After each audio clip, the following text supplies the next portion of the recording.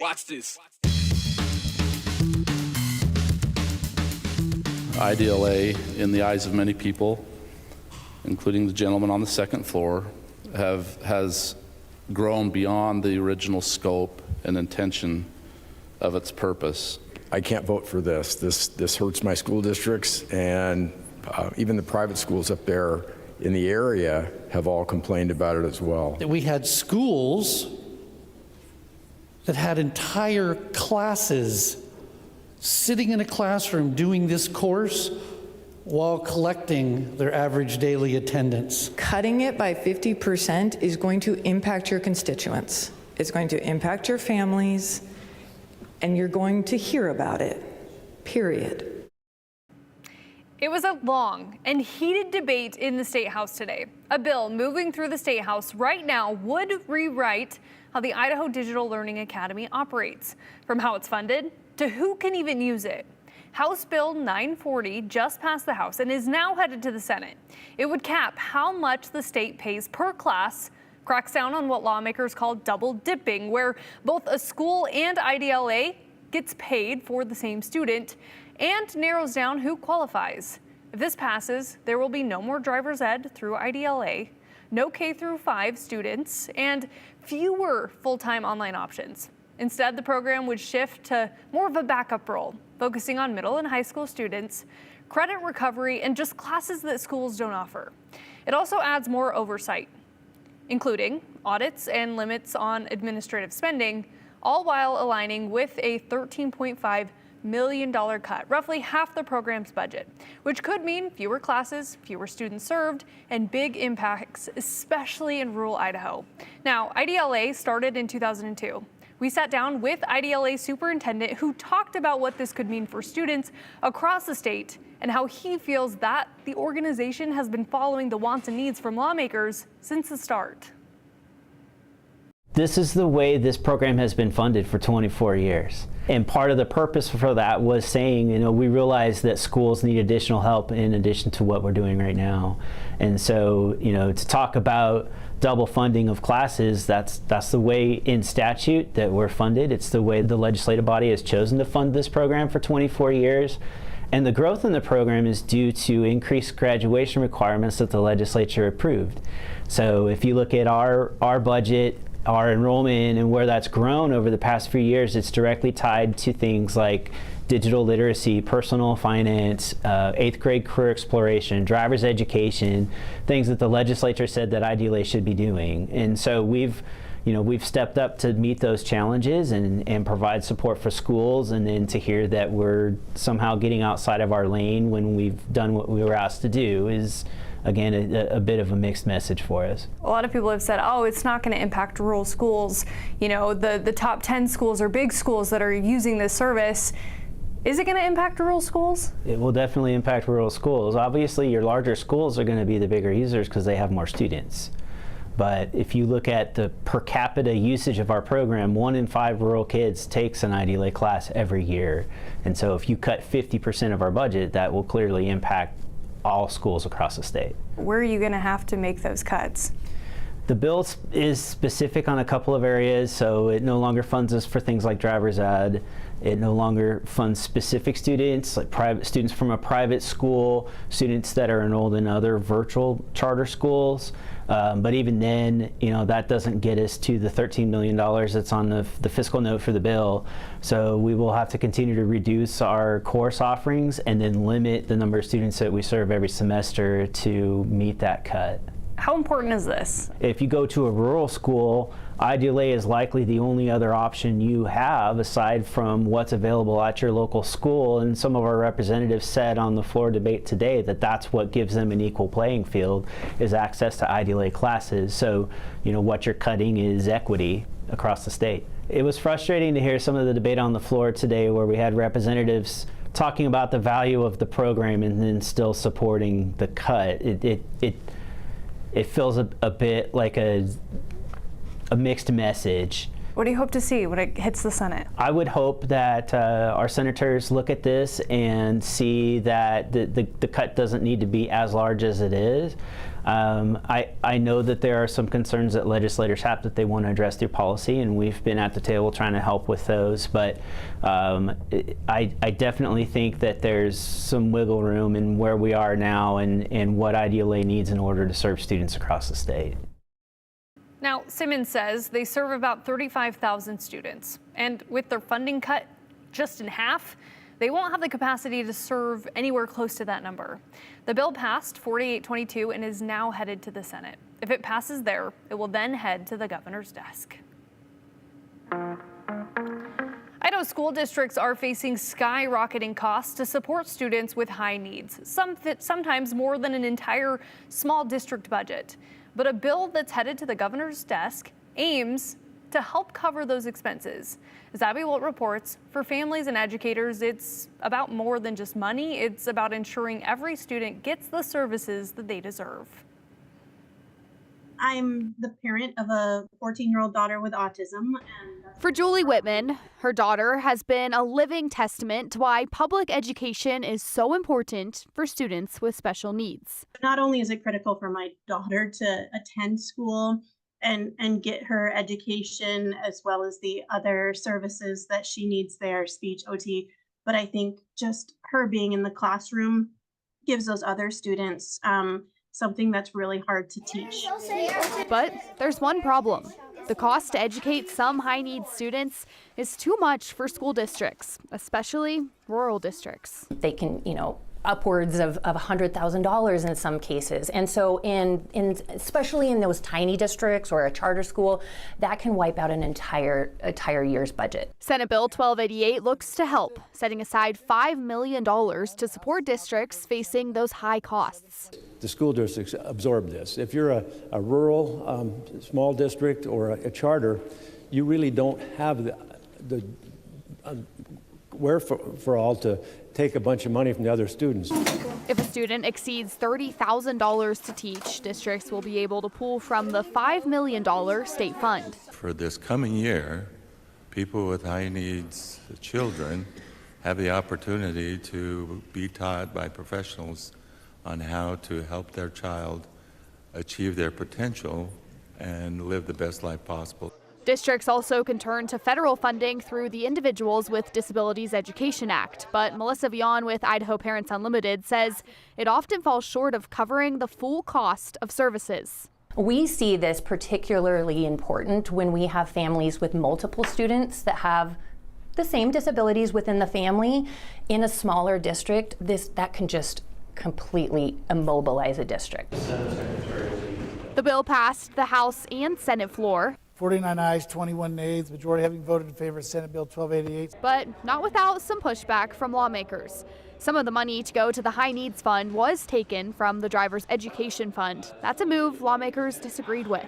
Are we going to just completely gut an entire program that everybody in the state is using for one small group of people, or are we going to do the responsible thing and just not let this happen this year? But for parents fighting for their child's education, it's about more than dollars and budgets. Families don't want to get caught up in all of that funding, right? And they just want the supports that their students deserve. For them, passing this bill could make all the difference. The impact that these students with really high needs have on the other students in the classroom in a really positive way, because they instill a sense of compassion and acceptance and understanding about kids that are different than themselves.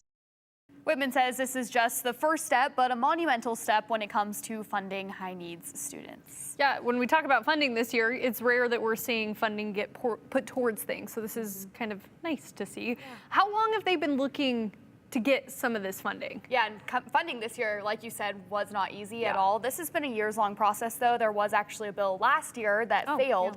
Yeah. It was for $3 million more, and so this one's a little less. It's still not everything that they're hoping for, but they're definitely hoping to continue to get more funding in the years to come. Are cautiously optimistic at this point, then? Yeah, a little bit, yeah.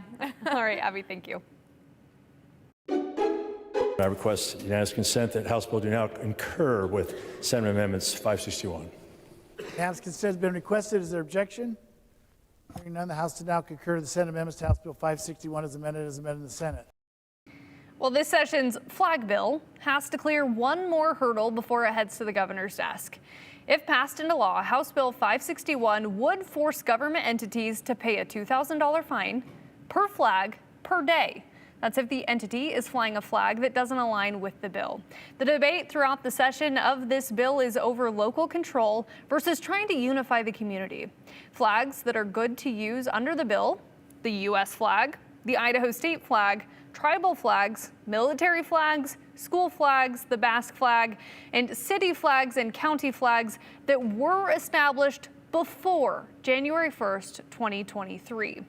This bill would make the city of Boise have to remove the pride flag from outside of City Hall. 561 has gone through a couple of amendments, and once it's completely cleaned up, the House will vote on it one more time. Also of note, if Governor Brad Little signs this into law, it would take effect immediately, unlike most laws that would kick in on July 1st. Another bill that we've been following closely that's now law, House Bill 664. This bill would make the speed limit for regular cars and semi-trucks the same on Idaho highways and interstates. That is headed to the governor's desk. It would also remove the law that semi-trucks can't go more than 65 miles per hour on interstates and highways. While this legislation was going through hearings, several semi-truck drivers testified against the bill because they were concerned over safety on the roads.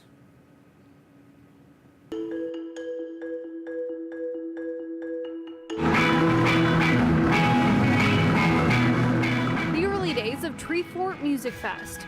We're taking a look back at the inaugural festival and the lineup. What do you remember from the first Indie Music Fest when it took over Boise? Let us know in the comments. Text us at 208-321-5614, and we'll share them at the end of the show.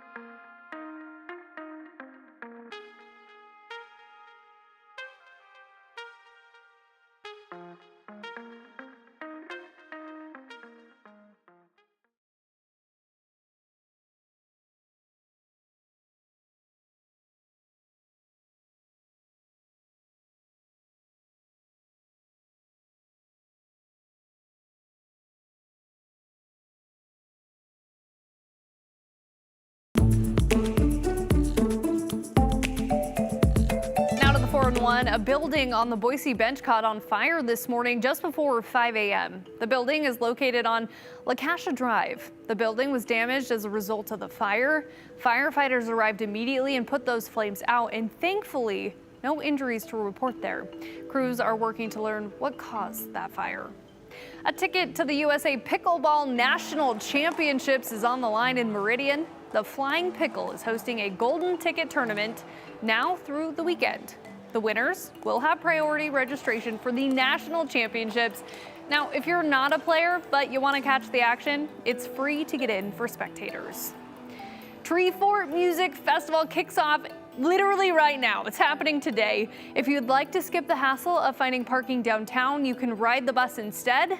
Valley Regional Transit is once again making it easier to get around Treefort Music Fest with the free Treeline bus service today through Saturday. The Treeline will serve 7 stops connecting the main stage in Julia Davis Park to Treefort venues across downtown Boise. The Treefort wristband will allow passengers to ride any VRT bus for free.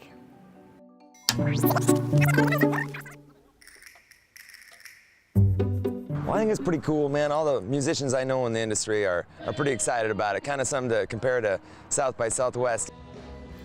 All right, well, like we just mentioned, Treefort kicks off today, and it's grown quite a bit since it started 14 years ago. Names like Father John Misty and Amber Mark are headlining on the main stage this year. So in honor of the start of this year's festival, we thought we'd dig through the archives from the inaugural Treefort, which started on March 20th in 2012. We took a look at the artists who toured through the city of trees to be a part of that very first lineup. Some of those names included Of Montreal, Built to Spill, and Why. Since then, hundreds upon hundreds of indie music artists have taken to stages across Boise. For everything Treefort related, you can go to ktvb.com and you can navigate all the tips and tricks we have listed out there for you.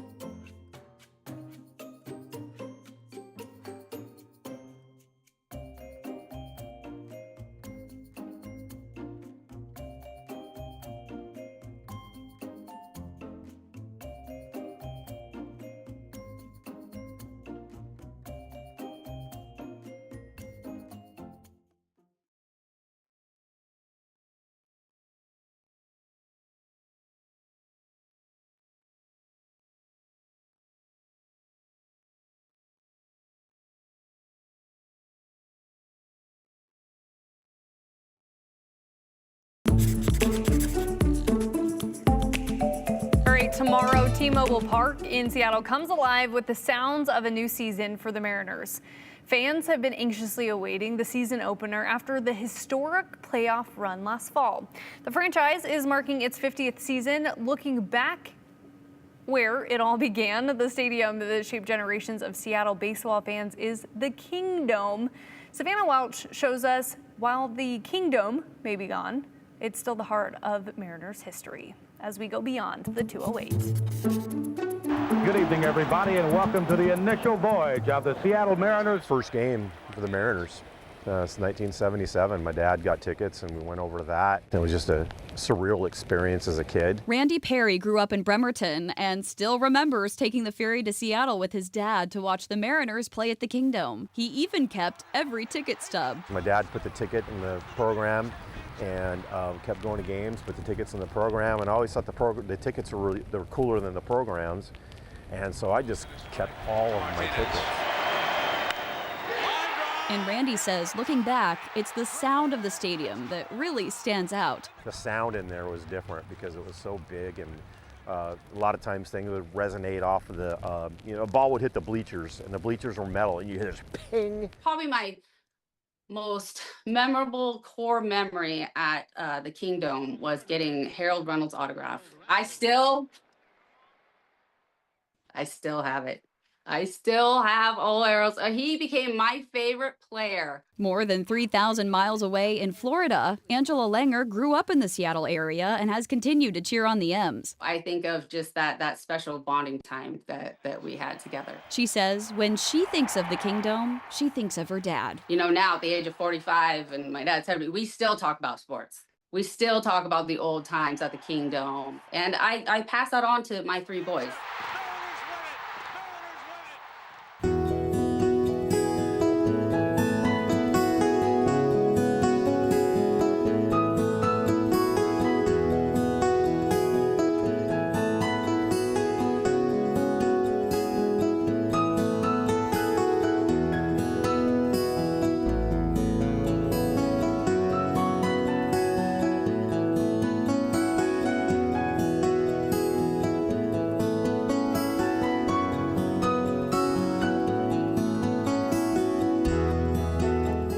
Spring has certainly sprung across southern Idaho, and that also means our weather is entering that typical kind of turbulent spring pattern with up and down temperatures and impactful conditions. Today has actually been very pleasant despite a lot of cloud cover overhead with peaks of sunshine. We're still at 73 in Twin Falls right now, 72 in Boise, mid-60s in Sun Valley, and a comfy 52 in McCall. Not quite as warm as yesterday, but still well above average for this point in the month of March. All of that changes tomorrow. Thursday is a first alert weather day. There's a cold front on the way tonight that will drop our temperatures tomorrow by 20 to 25 degrees. We're looking at gusty winds, especially east of Boise, up to 45 miles per hour. That wind will trigger areas of blowing dust, which the concern here is that visibility could become very low in places. We haven't had significant rain, a wetting rain across most of southern Idaho since the first week of the month. So we're very dry out there. So those gusty winds over those open, dry fields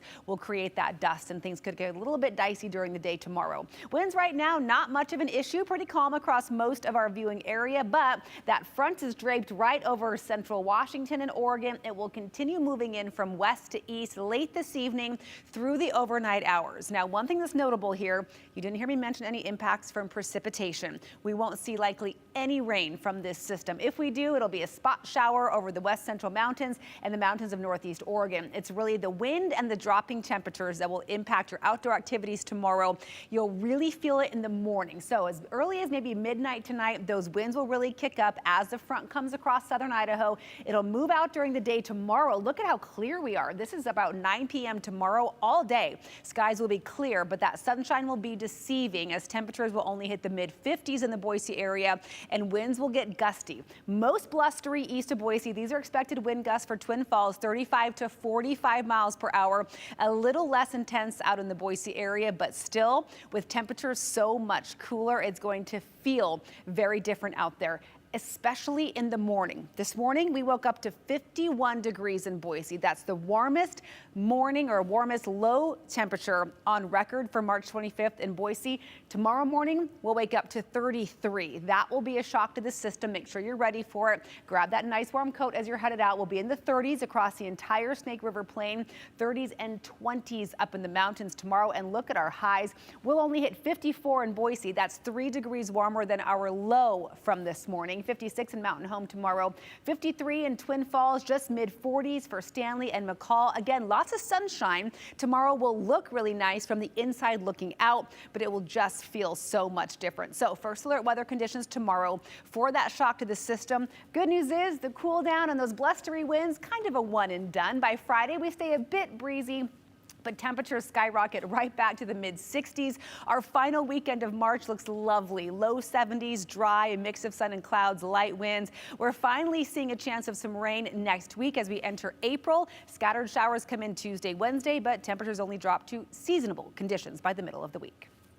All right, 5:23. Let's check in on those traffic conditions. We're showing you Broadway and Front in downtown Boise. Treefort, of course, kicked off just about half an hour ago. So far, doesn't look like it's causing any traffic issues downtown, but that could change over the next couple days as things really get into full swing. As we look at our current traffic flow, we are seeing that normal slowdown on the connector, but things are getting very slow all the way from Boise out to Caldwell right now, kind of slow and go conditions, so it will take you longer to get to where you need to go on westbound I-84 on this Wednesday evening.